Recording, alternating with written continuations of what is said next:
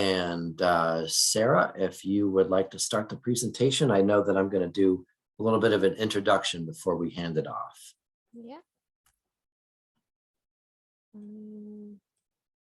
All right.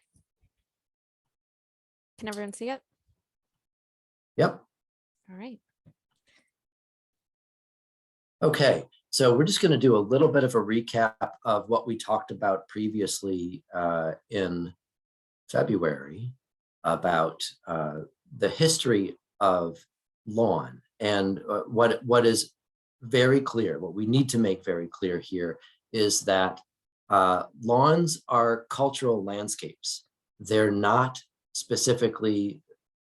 designed as ecological landscapes. They're not thinking about what are they doing for the rest of the insects and the birds and others that rely on them. They are essentially landscapes that are meant to celebrate architecture primarily. That's certainly how we incorporate them throughout the United States. Next. There's also considerable function to lawns in that you can have a backyard that can take a beating, as it were, because your pets are running around on them every day, or your kids are running around. They might be athletic fields, they might be civic spaces. You can literally trample them and that grass will come back so long as that soil is kept in decent order. And landscapes, the cultural landscapes that many of us carry with us from our, in some cases, our European ancestry, come from the pastoral and even from medieval roots. These landscapes are easy to see across. They have elements of safety associated with them. They have elements of romanticism associated with them. And so there's quite a bit of cultural baggage that we carry with us when we talk about lawn. Olmsted, for instance, is one of the champions of lawn in American landscapes and civic American landscapes. But in carpeting the United States with lawn, we fail to meet the needs of the rest of the ecosystems that happen, particularly on the eastern seaboard, for instance. We need to make sure that we are nourishing relationships between plants and insects so that we can move that energy up into higher trophic levels. So this example that chickadees need 6,000 caterpillars to feed one clutch of babies is just one example of the tons of insect life that are needed to propel the rest of the things that we know and appreciate and love about natural systems in our part of the world. So this really is why we're talking to you. We really want your cultural lawns to have another function on top of that, which is the nurturing of ecosystems around them.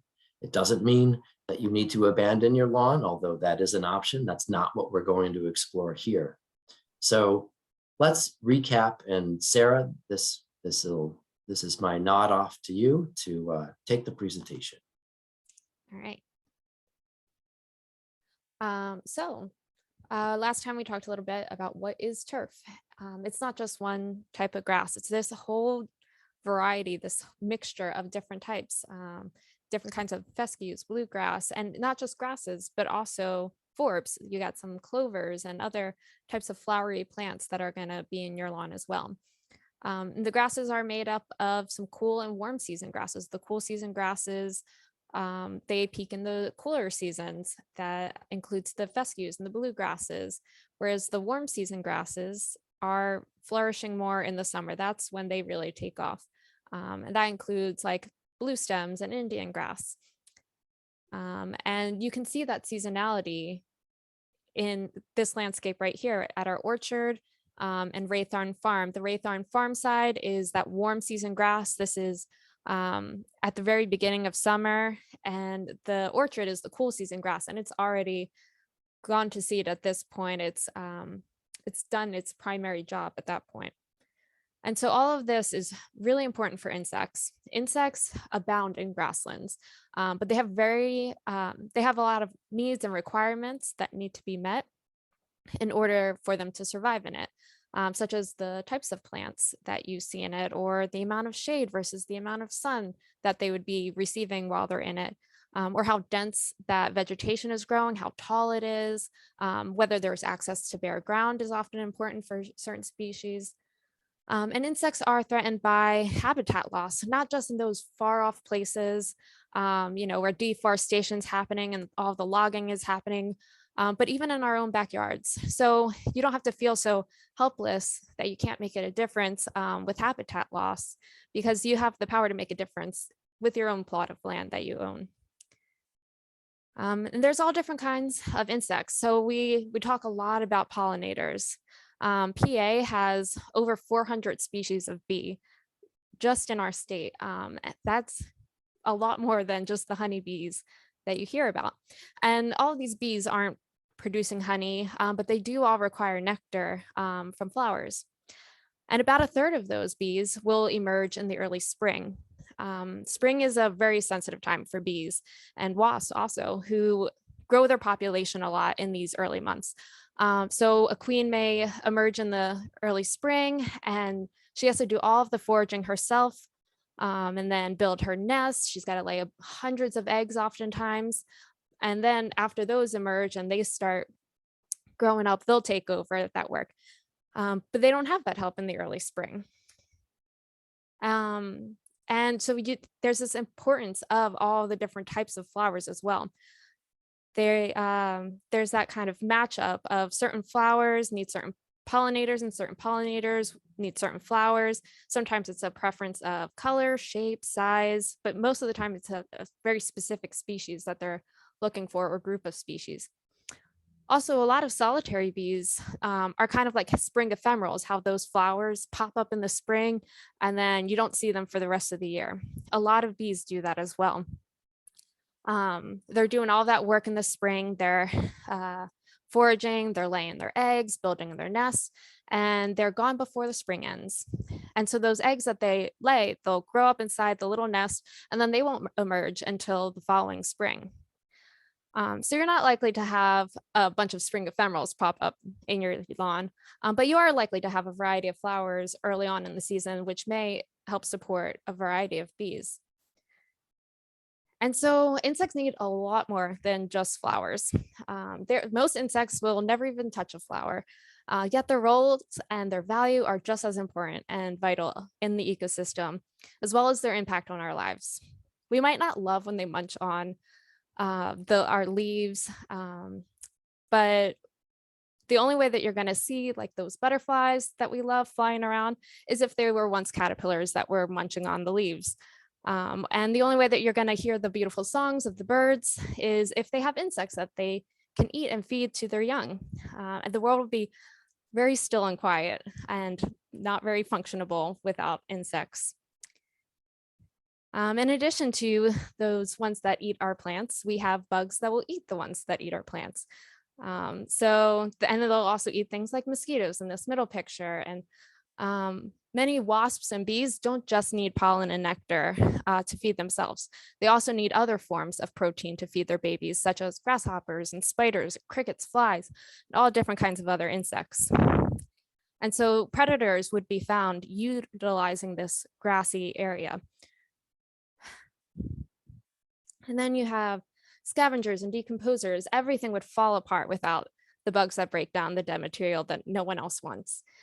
They convert those materials into nutrients that the plants can use again. If you think of like roadkill on the side of the road, it doesn't just, unless someone moves it and takes it away, it doesn't just break down by itself. You have all those bugs that kind of come to life inside of that dead thing and consume it, and until all that meat is gone and all you're left with is fur and bones, and then even then something else is going to come and break that down. And all these types of insects are using this habitat to reproduce in some way, whether that's to acquire food for their young or to make a nest or lay eggs. Some, such as monarch eggs, need the very specific plants like milkweed. Others don't need as specific, like the mantis egg case. It's fine with just that rigid structural support of the stem.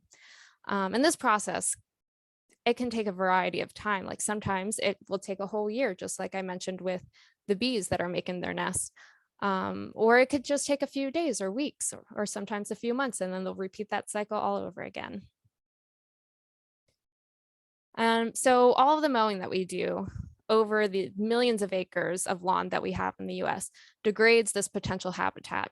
The short grass provides little room to hide, little protection from predators, and also little room for the predators to do like a sneak attack on insects because there's not much structure for them to hide in. It also allows little time for flowers to bloom and be pollinated, succeed, and flourish. So really only the most hardy and least picky species will care to spend any time in it. Chris, if you would like to get into this. So as we manage our landscapes, there's certain pros to why we mow. We talked about this in the previous, I don't want to belabor this because we did talk about this in the previous meeting, where if we were to simply let our lawn go, it would not become a wildflower meadow, first and foremost, and it would want to succeed into a extensive, pardon me, it would want to succeed into a scrubland or a shrubland. And that then has various successional sears of woodland that would then become climax over time. So essentially, mowing in our part of the world reduces the instance of woody stems, whether those are vines or shrubs or pioneer trees, for instance. So there's a real function to mowing your landscape and decomplicating it through that regular disturbance and the regular injury that it causes to the cool season and the warm season grass mix that we call turf. The problem with mowing is that most of the grasses that you're trying to nurture are also trying, and I would say the forbs as well, the flowering plants with real flowers, they're trying to have sex. They're trying to put their pollen out there. They're trying to capture pollen, and they're trying to reproduce sexually rather than rhizominously. Now, our turf is designed such that it can repair itself through rhizomes, but it is not always the preferred way in which these plants should be propagated. And of course, Sarah's already talked about how there's essential energy being put out there for insects in the form of pollen and nectar that we're prohibiting every time we mow. Also, when we injure those plants, they're not just foregoing their sexual future, they're also hemorrhaging a lot of water. So there's a resource intensivity that's a resource intensiveness that is increased every time we create those injuries. I'll also say, just before we leave that slide, is that there may some of the insects that we're trying to propagate here are having various portions of their life cycle occur on these stems, either as eggs or as larvae. They are they're not as mobile as when they might be adults and have wings and move on. So you're essentially putting eggs or young insects into the blender every time you mow. So what we're trying to espouse here is the idea that you buy a little bit more time for those insects to become mobile and for those flowers to happen to nurture those insects. And you can do that without utterly changing your landscape. Now, it's not all pros and cons in nature, as we all know. These grasses and many of the other flowers have been adapting to herbivory for millions of years, right? We have lawn in some part, from a cultural perspective, we have lawn because it was a grazing area for our sheep and for our cattle, et cetera. And these plants have adapted to those forces. And so if you mow with a certain regularity, for instance, to mimic herbivores, those plants can dwarf the size at which they set their flowers. So there's ways in which you can have your cake and eat it too, but we need to talk about the timing of that. And of course, as we said before, if these plants can't reproduce sexually, they will reproduce asexually, which is through the propagation of rhizomes in the soil. This is what a lot of folks who care about turf will say. There's certain grasses that will fix divots, for instance, in particular times of the year with the right water and the right climate, because those rhizomes are quick to grow out and infill those divots. So that's part of the commercial aspect of turf mixes.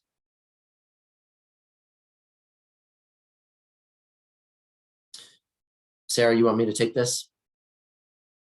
Okay, so again, just as recap, we are seizing on the opportunity to talk about No Mow May. The advertising that you see predominantly on social media is very similar to this, in that if you don't mow, you're going to get a flowery meadow. That is not the case. And we at the Pennypack Trust knew that was going to happen, quite frankly. And so we've set aside a bunch of acreage of our landscapes to play with what happens in our landscapes when we don't mow them, so that we could bring this information to you guys. There's certainly ecological value to it, but I don't want you to be misled by the aesthetic that's promulgated by some of these very well-intended folks, right? The picture that you see in the background of this slide is not going to happen unless you have a very specialized seed mix that is interwoven into your lawn, or even if in some cases you have to lift up your lawn and start from scratch with a mixture of flowers and true grasses and sedges, etc. So this is where we get into the meat of tonight's subject about how different forms of maintenance can give you some floristic value, but certainly not that floristic value. Yeah, and so let's talk a little bit about lawn maintenance. We do a lot already.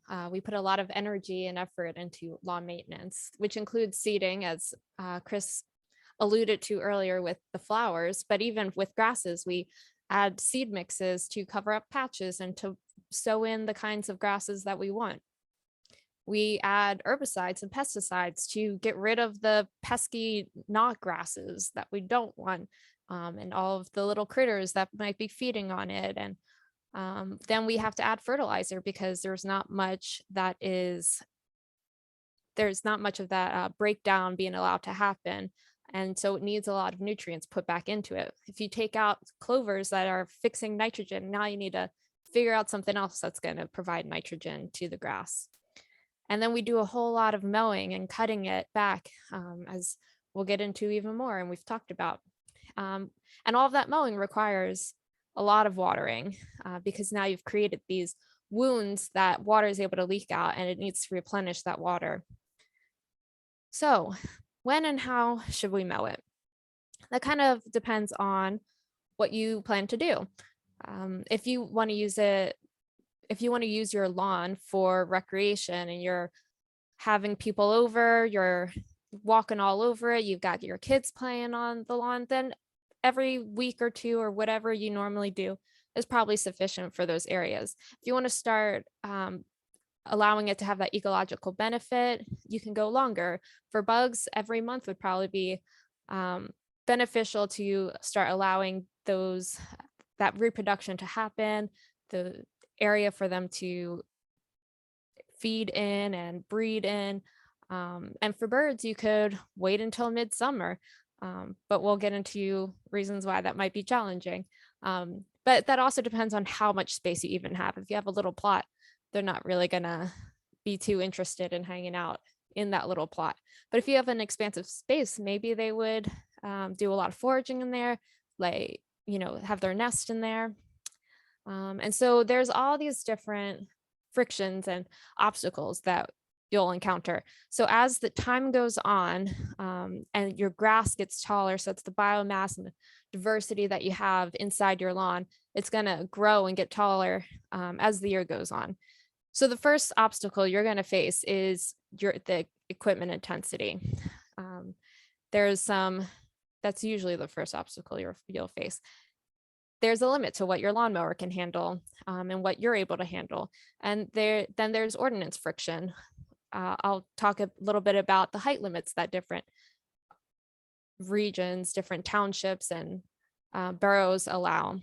And if you were to go even longer without mowing, and you had a big enough space, you might have nesting birds and turtles and all different kinds of things that have taken that up as their home.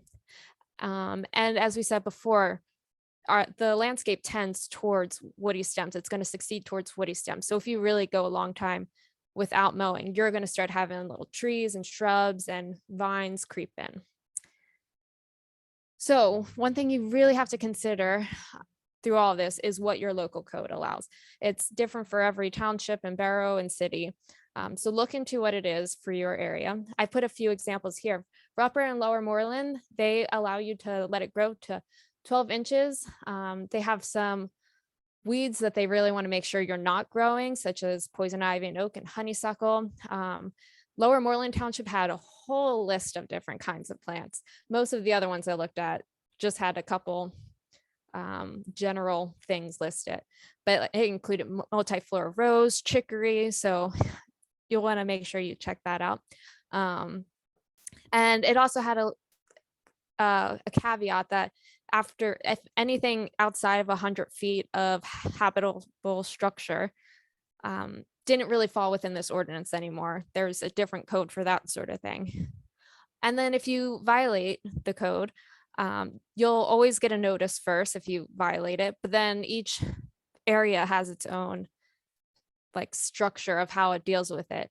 So you might get, someone might come and cut it first and then fine you, or you might get prosecuted or fined first and then they'll come and cut it. As you go into like Abington and Philadelphia, they had an even shorter height restriction. And Hatboro, I don't know what you guys are going to do because they were very strict with it being 6 inches. And that included like edible plants and ornamentals as if it was within 40 feet of your property line. And they only give you 5 days to respond to their notice. So I'm sorry if you live in Hatboro, which I know some of you do. And so we get into some equipment. Keep in mind what your mower can handle. Mendel, if you want to get into Sure. the mowing stuff. Yeah, all the mowing stuff. This is our most favored lawnmower here at my house. It's an old lawn boy, and sometimes that blade is sharp and sometimes it's not. But like most lawnmowers that you guys are pushing around, or even some of your more fancy riding lawnmowers, you really only have a very small window of height that you can mow your lawn to. So you generally don't want to pull your mower closer than an inch to the ground because you'll ding that blade. You'll be kicking up rocks. You might be hitting roots, something like that. Something will happen and it will let you know that you've hit it, right?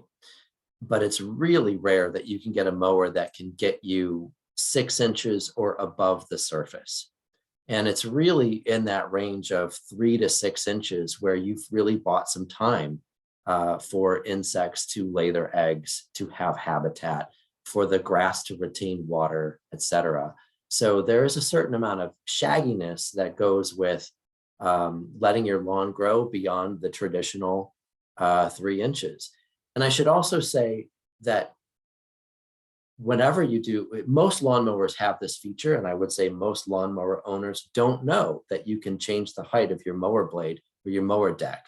And the average lawn connoisseur, whether you care about bugs or not, is changing their mower deck height through the seasons.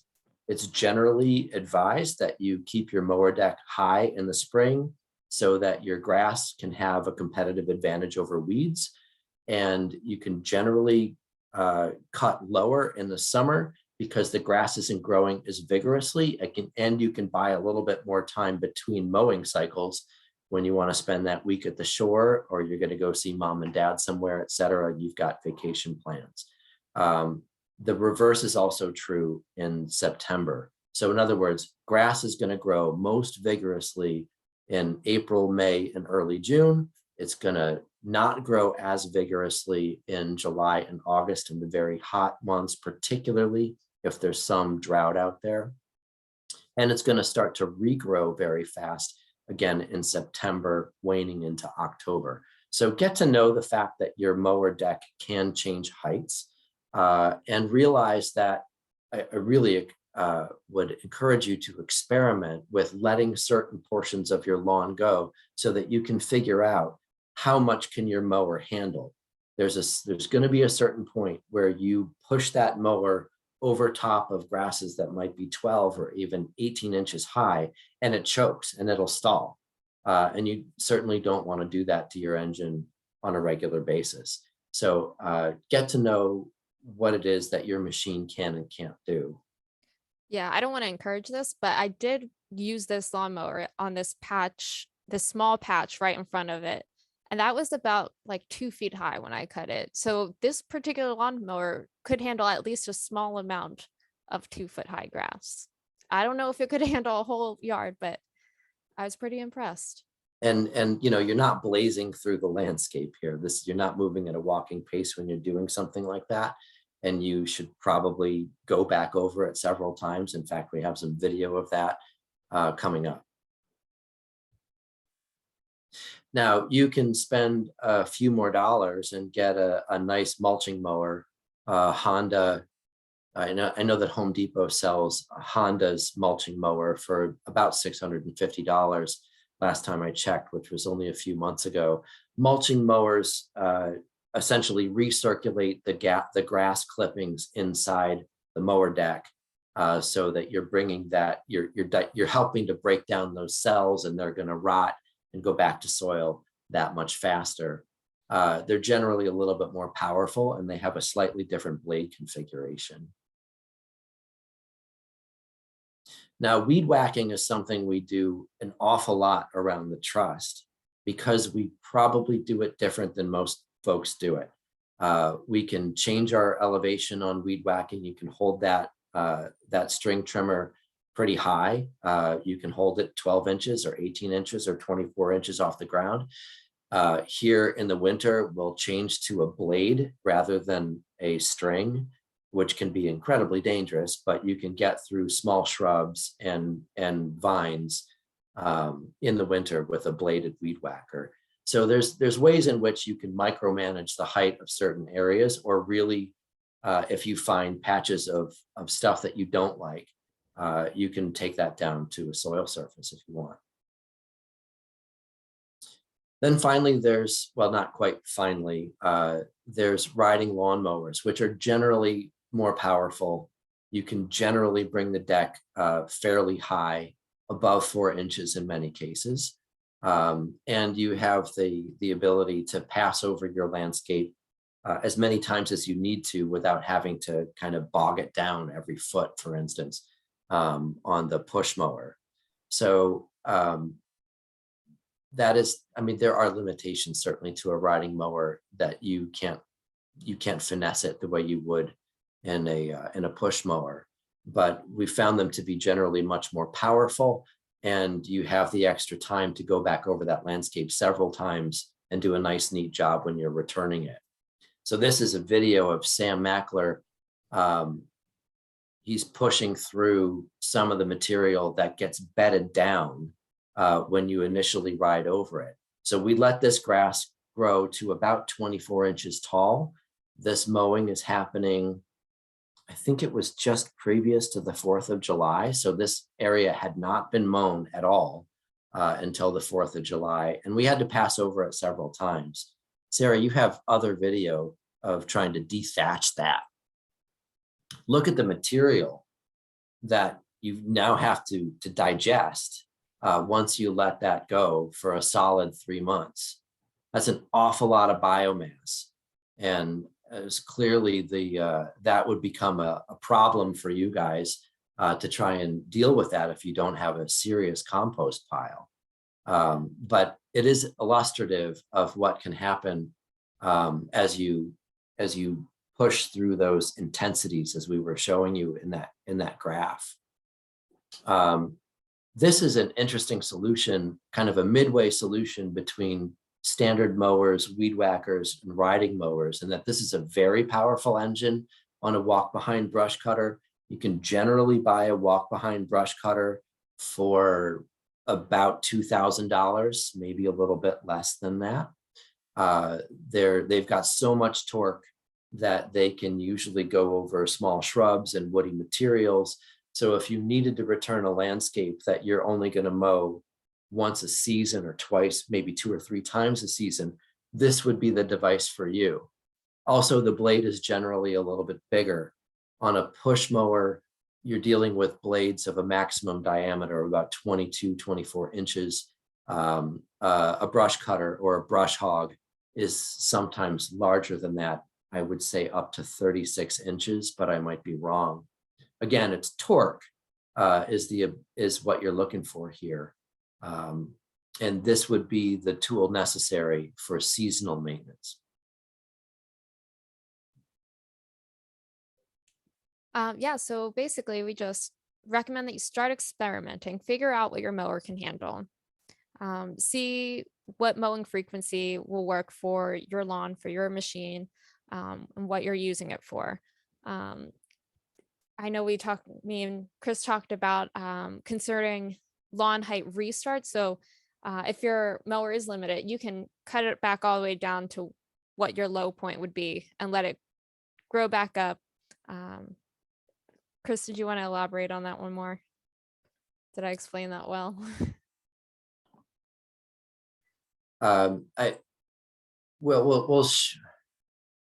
Experimenting to figure out exactly what your machine can handle, I think, is really important.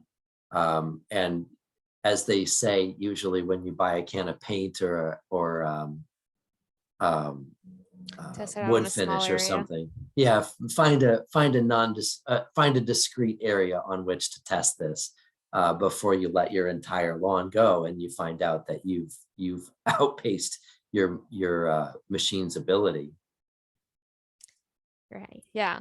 And as Chris talked about earlier, set your mower height to the highest you can in the springtime. That lets the lawn get some light competition in. It lets it retain water. It just sets it at a good start for the year. And then in the summer, you can mow it even shorter as long as it's not in a drought. So that's not losing a bunch of water then. So there's all different strategies, timing that you can do. There's benefits and downfalls to each type. The weekly, bi-weekly method is the very traditional kind. You're very familiar with it. Most people do it. It's great for any of the recreation stuff that we talked about, and it doesn't require any more intense equipment than what you already have. The cons of it is that it doesn't really have a lot of ecological benefit, as we've talked about, and it requires more water to keep up with that.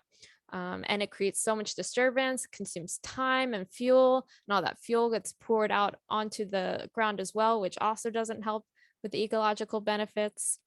And so if you wait a few more weeks, do it every 3 weeks or monthly, this now is starting to provide some ecological benefit to pollinators and herbivores and predators.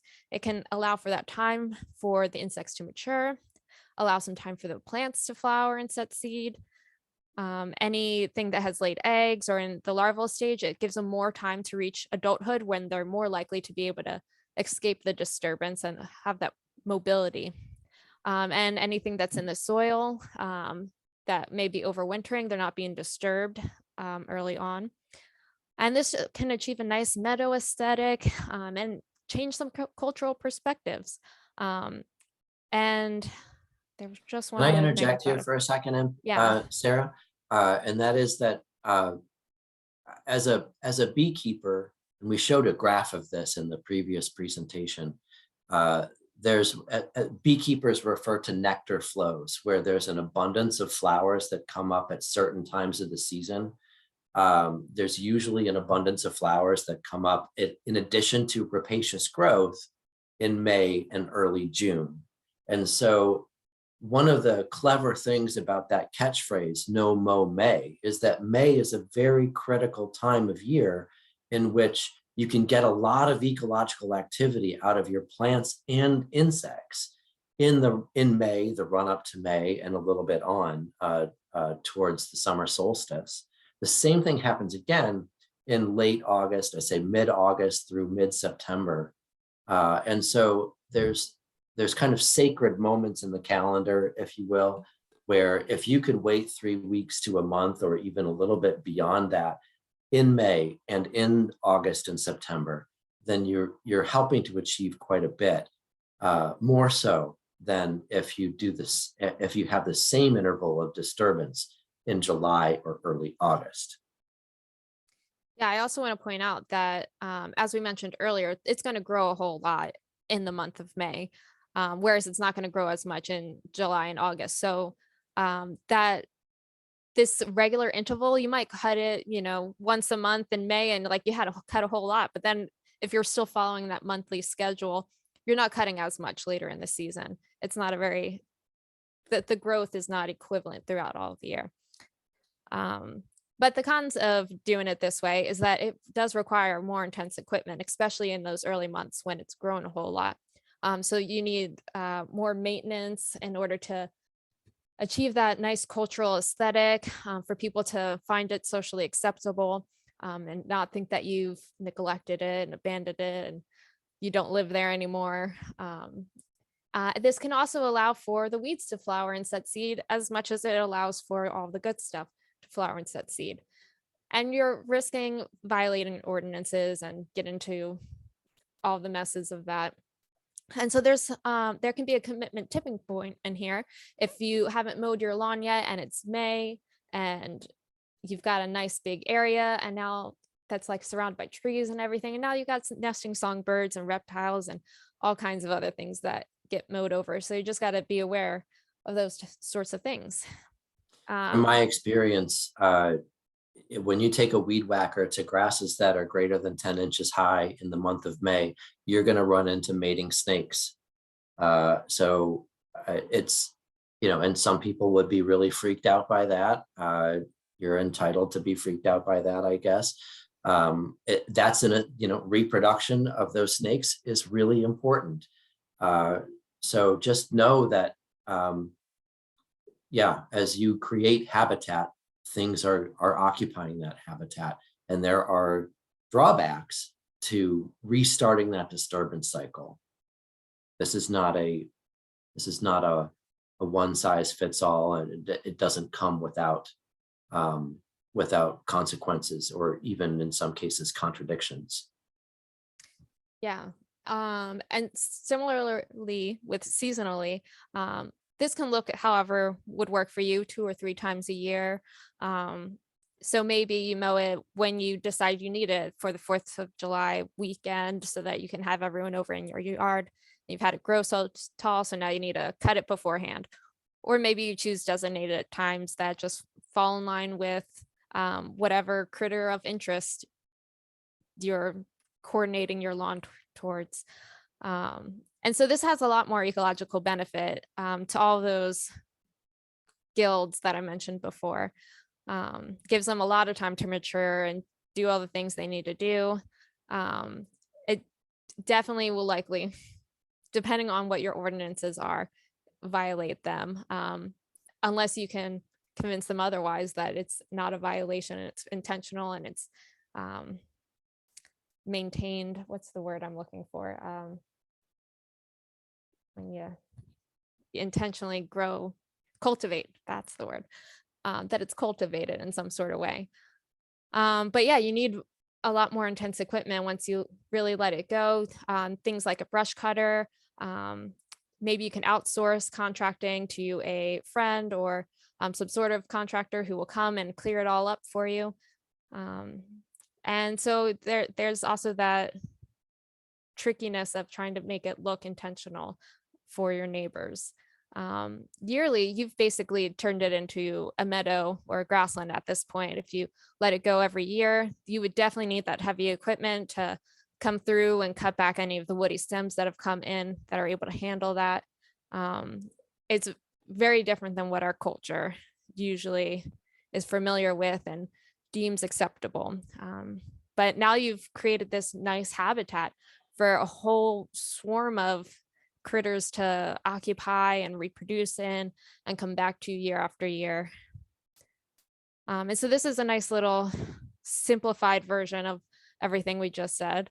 And we'll have this on our website somewhere for you to look back and refer back to. Um, so let's talk about how to grow it tall. So we get it. Our lawns are like public portraits of ourselves for our neighbors to see and approve of.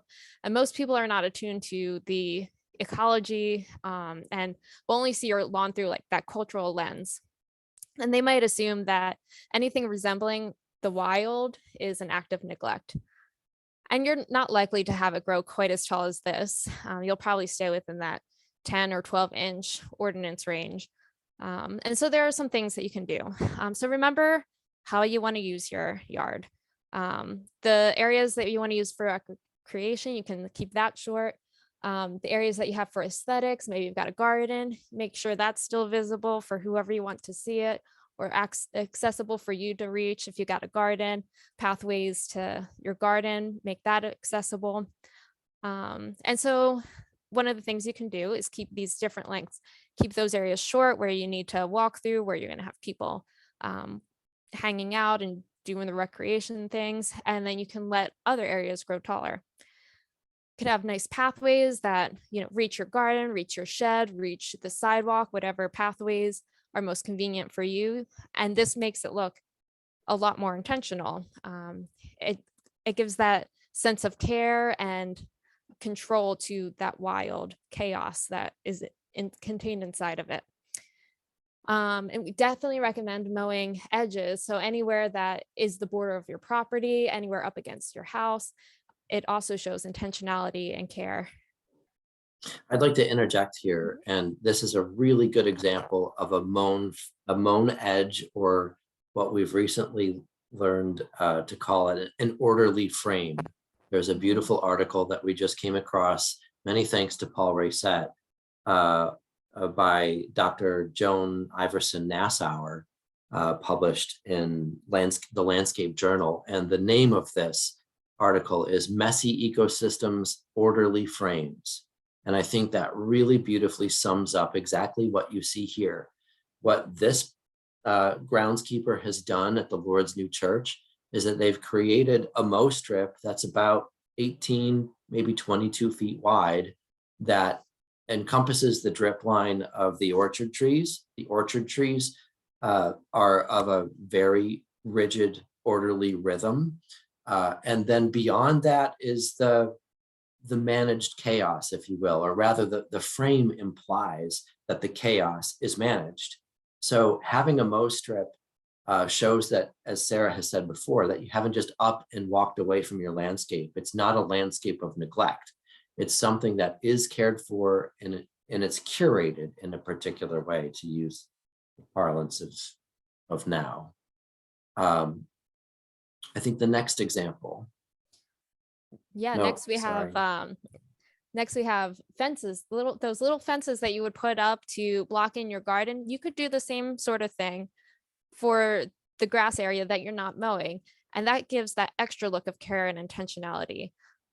So you can create this nice border, have it curve, have all these nice crisp edges.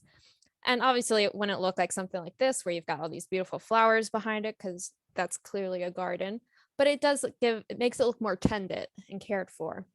And you just easily get these at like Lowe's or somewhere. And so another really important thing is having some sort of signage to indicate this is my plan for this. Some sort of education about explaining exactly what's happening here. You could even have links to our webpage or other websites that explain the reason behind this. So actually, we'll have this accessible on our website somewhere, where you could just switch out a picture of your lawn and use our same sort of wordage to explain what you're doing, and then print out the sign yourself, so that it's very personalized to your lawn. But yeah, this is just a PowerPoint file yeah, that has a color field and a text field. So we're going to provide you with that PowerPoint file. You can message as you want, and we go to Signorama in Willow Grove, and for I think $20 or so, you can have a full color sign, similar to an election sign that you can post on your landscape to explain what you're doing. But messaging is absolutely key, because you're not always there to be the diplomat for your landscape. Your sign should be able to do it for you. Yeah. And there's all kinds of other ones you can find online aside from whatever we will provide you with. Or you can make your own. These are the last two are ones that I just quickly threw together in PowerPoint, just using the little graphics they have. So if you wanted to make your own little sign and go to Signorama or build a sign, or wherever you can make one, send it off to somewhere else to have it printed out and explain to everyone what you're doing. And so also, remembering what you use your lawn for. This is outside the executive director's house.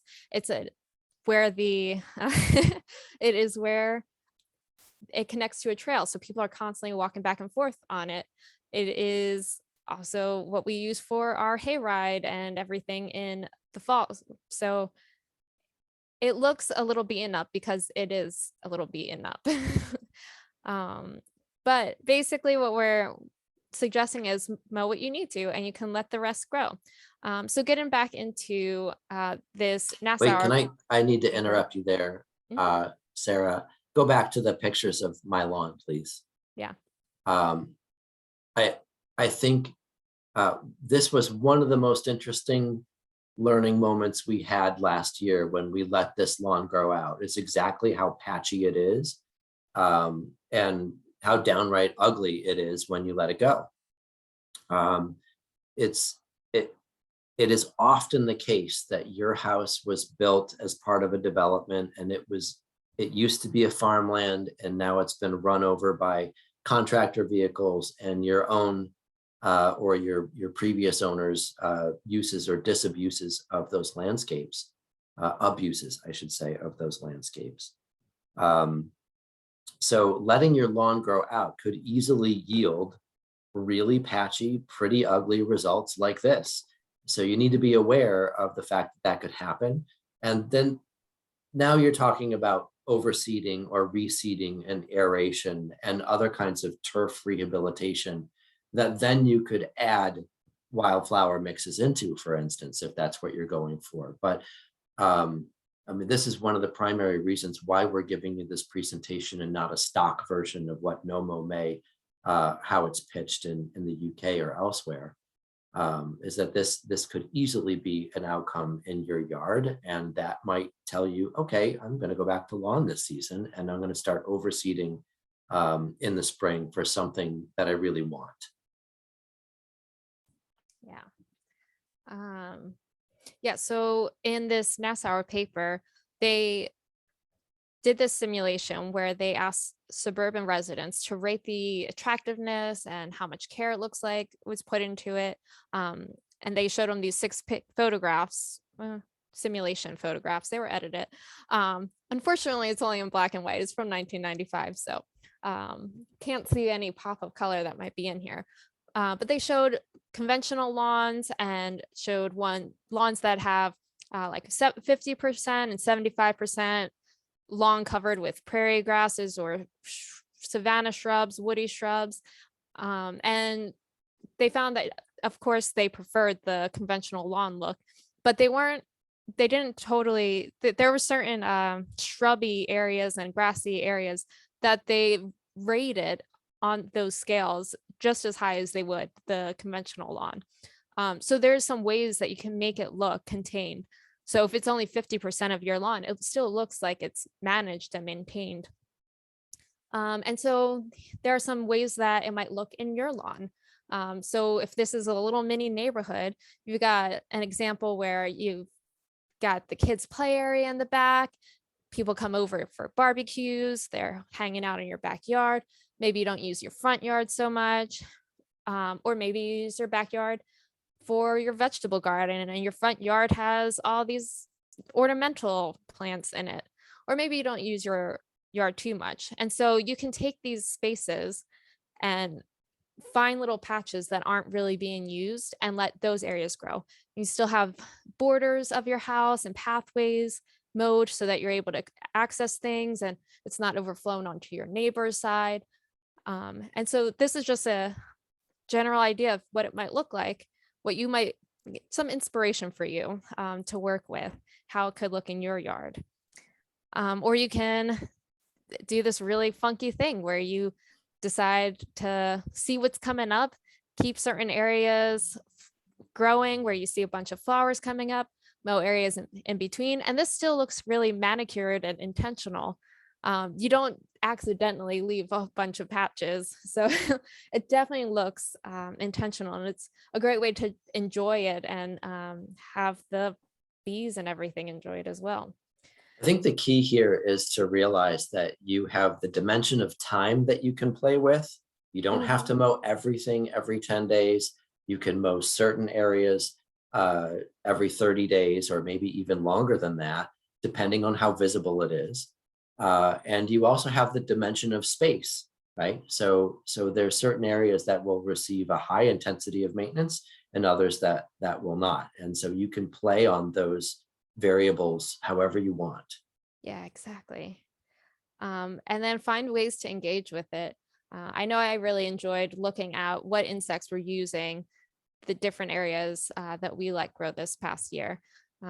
So you can try this, uh, not experiment, this activity of every flower counts. Use a 1 meter by 1 meter grid and just count how many flowers are within that spot.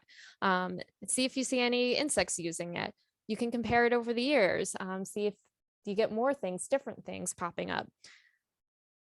And so we'll show you what it looked like here at PERT.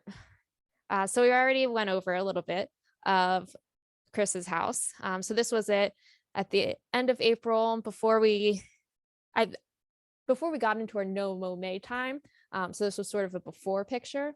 Um, and then as we talked about, it's been beaten down. So we weren't too surprised when it came up a little patchy, but you can still see that there are some clovers and I think there was buttercups in here as well. Maybe dandelions. Yeah, this is where I saw the dandelions and buttercup. So it grew up, and if you look down at it, you can see that patchiness. And there was also, oh right, there's a hidden butterfly in this first picture. So even though it didn't look too pretty, things were still using it.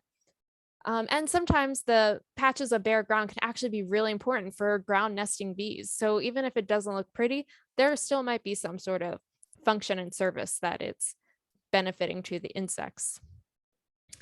Uh, and then behind our office, this looked really unkempt. I would not be surprised if yours came up like this and your neighbors really complained about it looking like this.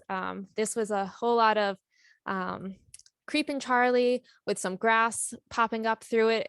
And so it looked really wild. And then looking down on that surface, you can see the creeping Charlie that really interspersed grass in it. And it wasn't very uniform until it hit September. And then it was very uniform with Japanese stilt grass. And so you can see here that seasonality within the same plot, and just how it switched out one plant with another pretty much. So knowing what we know about this, we would probably decide this year we're deciding to add some shade tolerant grass seed, because we know that this area gets a lot of shade, and the things that we saw pop up weren't particularly things that were desirable. So we're going to overseed with some things that we would like to see pop up instead. So that's something that you could do. You could see what happens one year and decide how you want to treat it the next year. Then we have this area over by Paper Mill Road, by our barn. And so this is, we have a nice strip that is adding a touch of intentionality and care and brings that chaos into order. So this not only made certain areas accessible, but it also just tightened things up and made it look a lot neater and cared for. And so there's all these different types of grasses that I saw come up in here. So in contrast to the first two that I showed you, this actually had a nice variety of things pop up. Looking down at it, it was real nice and full. Mhm. It didn't feel really patchy. It there was nice like clusters of the different types of grasses. So it wasn't like too interspersed with a bunch of random things, but it wasn't one monoculture. So it created this real nice look. And the butterflies really liked it. We saw a lot of peck skippers and leaf skippers. We had some mating in there. Didn't find eggs, but I'm sure there were eggs in there, as well as caterpillars. And then we saw some flowers come up in these nice little clusters. So they weren't evenly dispersed throughout the whole landscape, but we had these patches of these different types of flowers. And then again, that seasonality, as this part has set seed and it's accomplished its goals. And so this was shortly before it had gotten mowed. It's important to note when you see that browning out by early July, those are cool season grasses that have set seed. And there might be some warm season grasses underneath that need to come up, but they need to come up through essentially browning out cool season grasses. So it's a good time to mow. It was a good time for us to mow this area, and we'll show you examples of how this landscape can rebound from that condition pretty fast and pretty well. Mhm. And this is also like it's topped out in its height now. Like it's not really growing higher than this after it's at this point. And then we have our orchard. And so with this area, we needed to make sure that we were going to have access to the trees in order to collect the fruit in the mid to late summer. So we let it grow in May and in June. And while we let it grow, we found some birds that were nesting in there. So there's baby birds in this first picture in a nest that was like on the ground. It wasn't even in a tree, it was on the ground. And the middle picture shows probably I don't know if it was a mama bird, but one of the birds yelling at me for getting a little too close to its nest. But you can also see in this last picture a caterpillar. So there was definitely caterpillars utilizing this space, which I'm sure the red-winged blackbirds were enjoying and given to their babies. So there's this whole little story within this tiny little plot of land that is happening. But again, the surroundings of this area, you can get a good picture here. We have trees in the distance on the other side. As one of the early pictures I showed you with the seasonality, there's a whole meadow on that side. So this is surrounded by habitat for them to use. And so now we just created extra habitat in the middle of this space for them to also take advantage of. And so we saw all different kinds of flowers pop up. They weren't anything particularly special.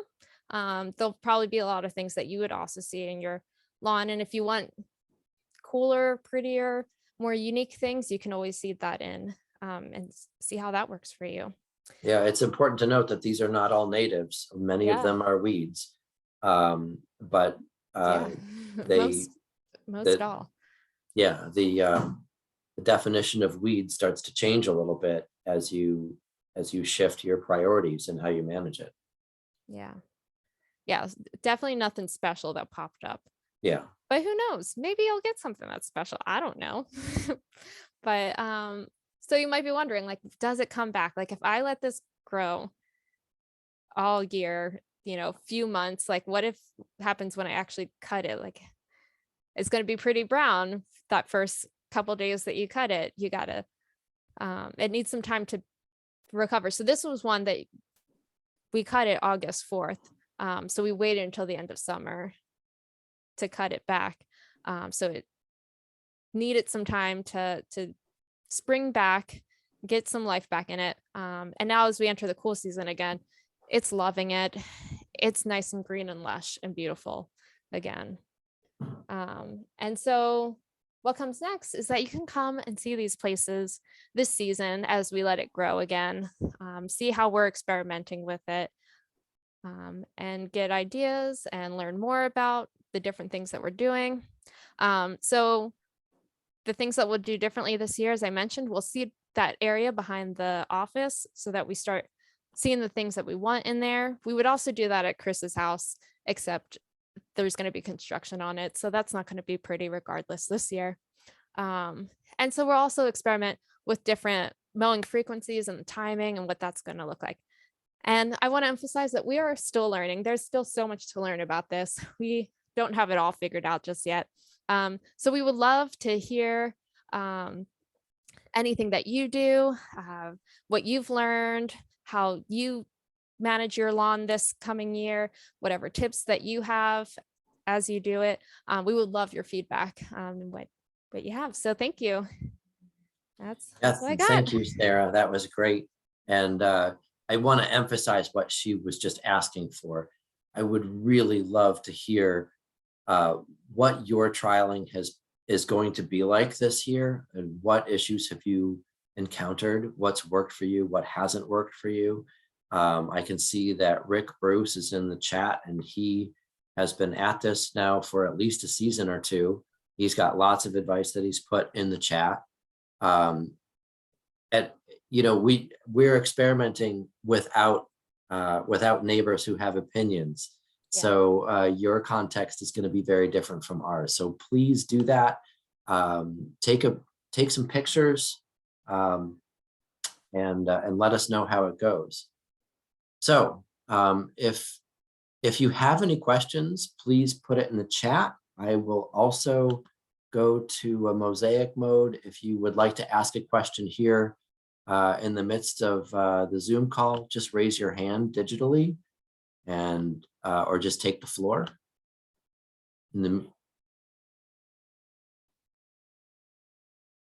Any takers, or should I start reading some of these chat items?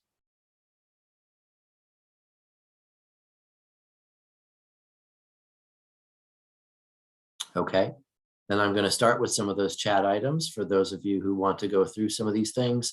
It looks like most of you said that you mow your own backyards, which only makes sense, that you guys in control of your landscapes are going to attend something like this. We would love to have, if any of you are going to experiment by communicating these different mowing regimes to your landscape contractor, that's a story we want to hear about.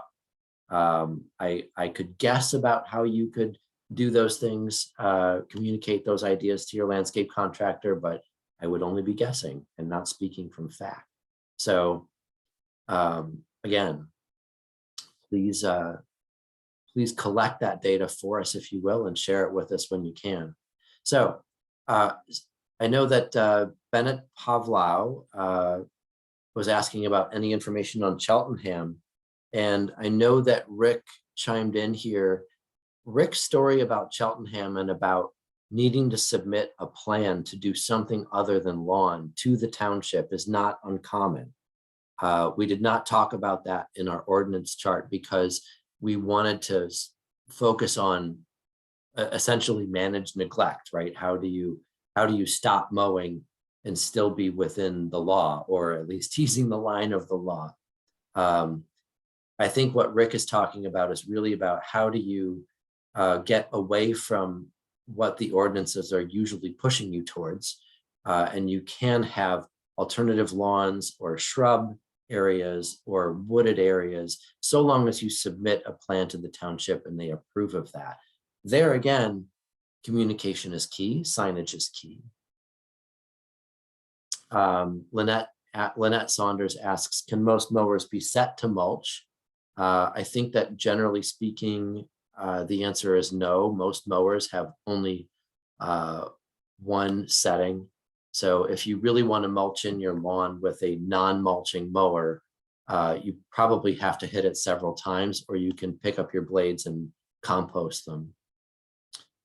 Marvin Clymer says Willow Grove, he's in Willow Grove, PA, and we mow our own lawn and mow around the buttercups and dandelions. We have a small meadow in our backyard. So there's a really good example of kind of selective mowing and picking out what you prefer and what you want to give preference to. Conversely, if you don't want those dandelions, you can spot spray for those things that you know are going to get out of control, or you can hand pick them. There's all kinds of, one of the things I like about this program is that we're asking you to be a lot more intimate with your lawn from an ecological perspective. And that means really interacting with the plants and understanding for you to understand what you like and what you don't like and how to control those things. Am I here? Yes, you are. So this is Rick Bruce. I'm the one that's been babbling along in the chat. So some of the things I'll just quickly highlight. I really liked what was being said about, look at your lawn and try to figure out, areas that you can make into paths and other nifty little usages. And you can see some of the things I've added in there. So, you can do all kinds of interesting things. We like to lawn bowl. So I would say a good third of our acreage in the summertime is devoted to what's known as a King's Cross. And we do a lot of lawn bowling on that section of lawn.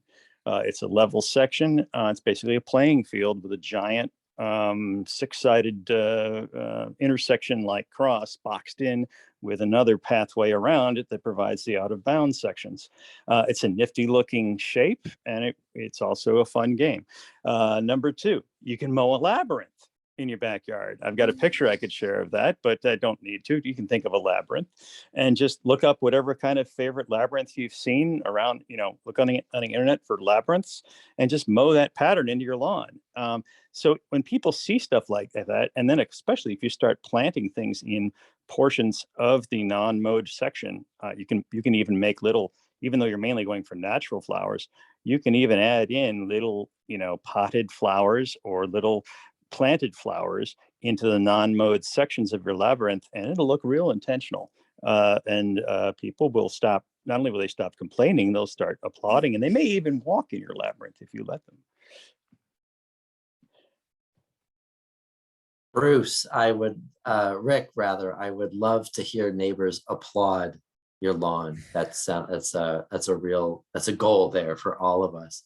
I can share that labyrinth if you'd like to see it. I just need to be having share permission, but it's up to you. Or you could put your image in the chat. Actually, I tried. I couldn't put it in the chat. I won't accept anything except text. Okay. All right. Thank you, Rick. Thanks for all of that. It's okay. It doesn't matter. I want to address Lynette's question here. If I let my lawn go all year, when should I mow for maximum wildlife benefit? That's a really tricky question. And for instance, here at the Pennypack Trust, we manage grass meadows, and we make sure that we try and keep those grasses up all the way through the winter, because they're always sloughing off seed. They're great forage and habitat for songbirds. And by March, which right now we just started cutting, actually, or just finished cutting in those meadows, now you're going to start to see growth. And so whatever resident songbirds are here, they're going to have good forage coming up just momentarily.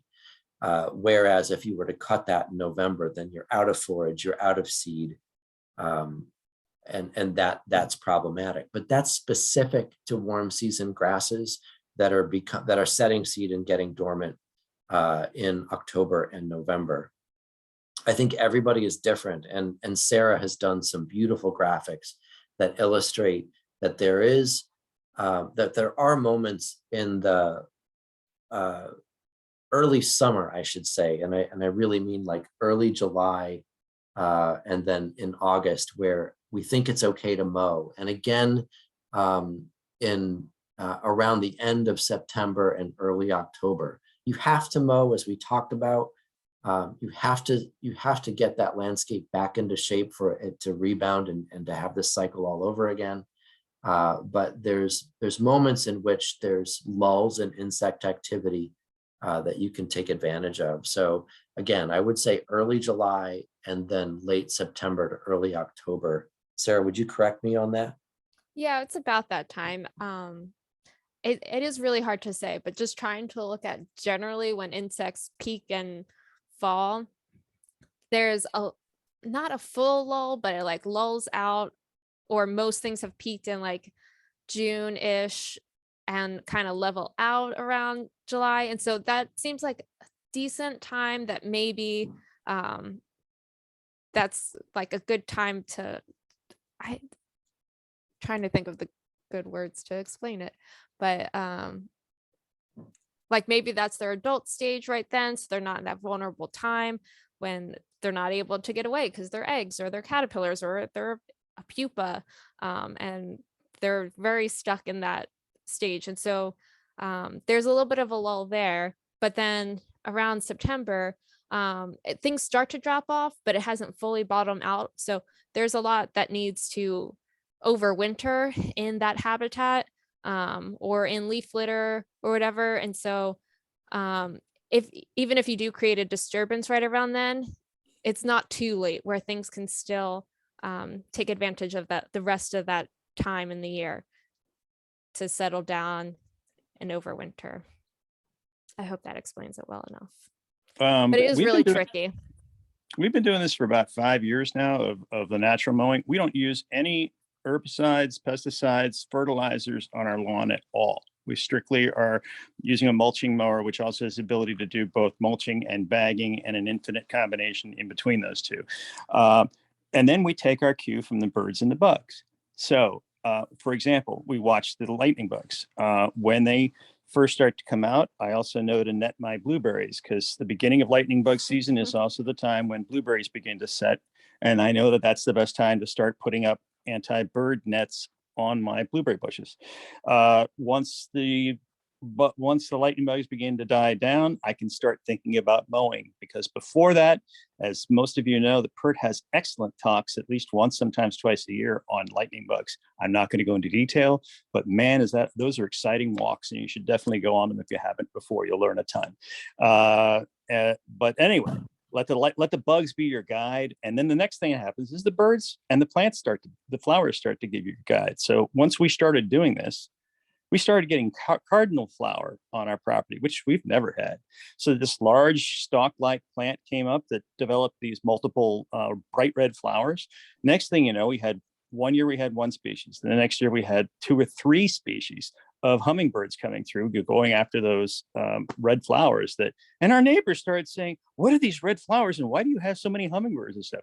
Well, then it was great because you could actually talk to them, or you point to your signage, and you get an education, and now they're on your side. Next thing you know, they're using the same signs, and they're starting to do it. And so you can kind of cross infect, and your whole neighborhood starts to realize the benefits. I've got about 6 neighbors now that have the Audubon signs up on their properties that they're bird sanctuaries, not lawns.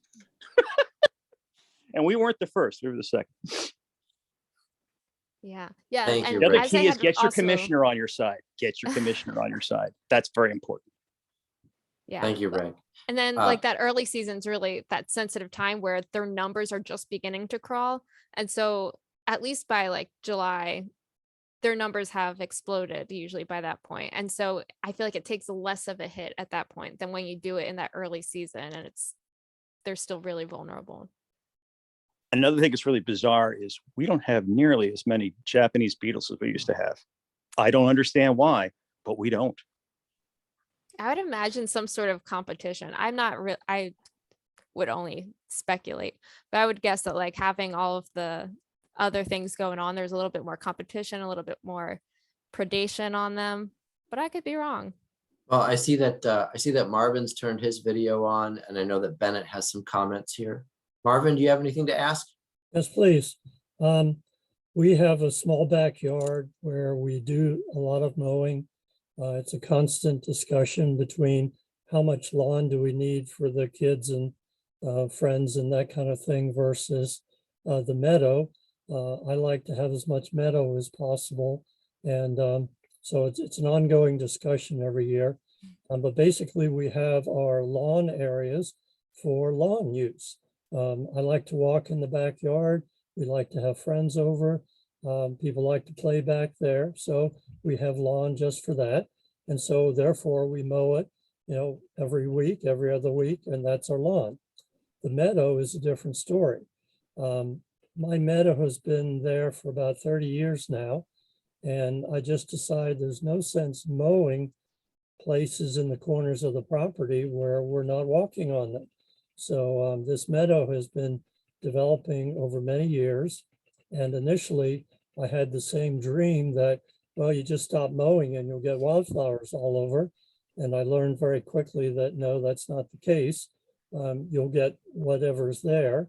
and it's not always what you want. So I kind of learned the hard way that that didn't work. Over the years, I've gradually introduced plants that I really want in my meadow, such as the bee balm that was just mentioned a few minutes ago. And that's fabulous for bringing in the hummingbirds. And that's only there because I planted it.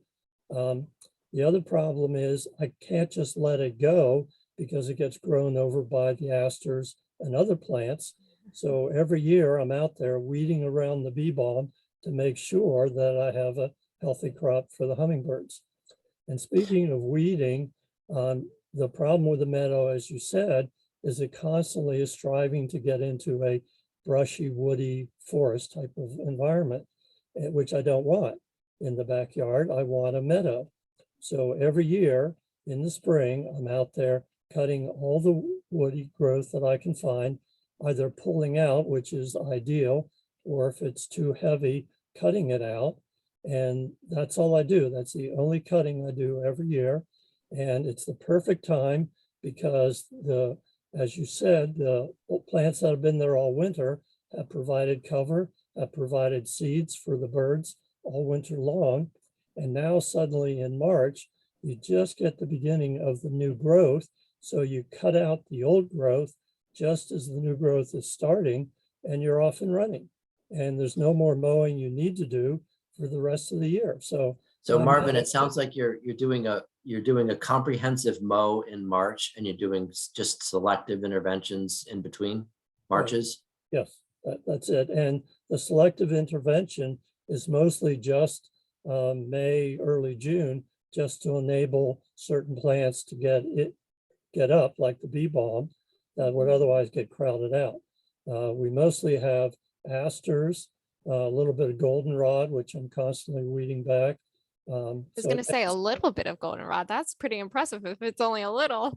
That's right. Weeding it out, yeah. If I did nothing, I would have nothing but goldenrod. But I do like goldenrod as long as it's limited. So I do have to make sure it stays limited. So yes, it is a little bit of intervention during the year, but most of my work is done in the early spring, and then I can relax and enjoy it. Marvin, I think we should come and photograph your lawn through the growing season this year, if you'd be open to that. Absolutely. I have pictures myself too. Fantastic. Awesome. Bennett, you had a bunch of questions about High School Park. And I know that.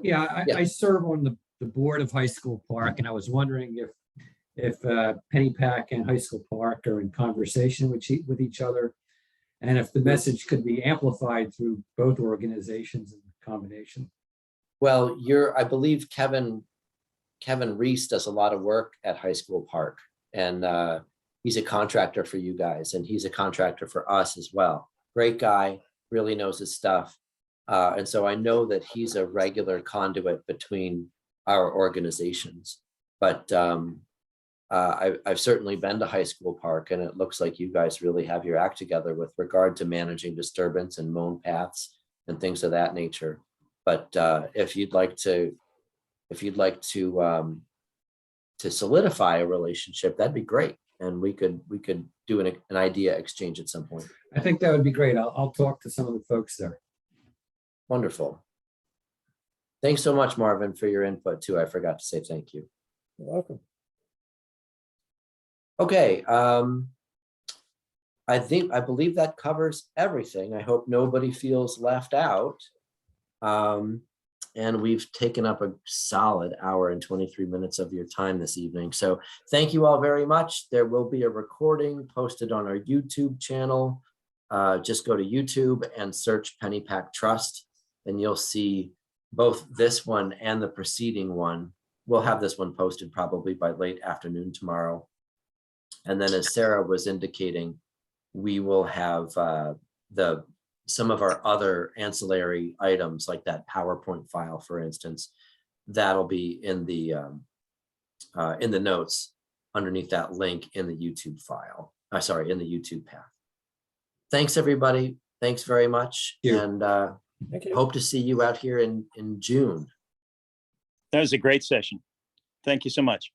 Thanks, Rick. Bye-bye. Thank you, Chris. Yes. Bye-bye. Thanks, Sarah. Oh, thank you.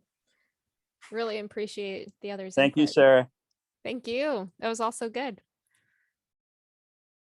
All right, good night.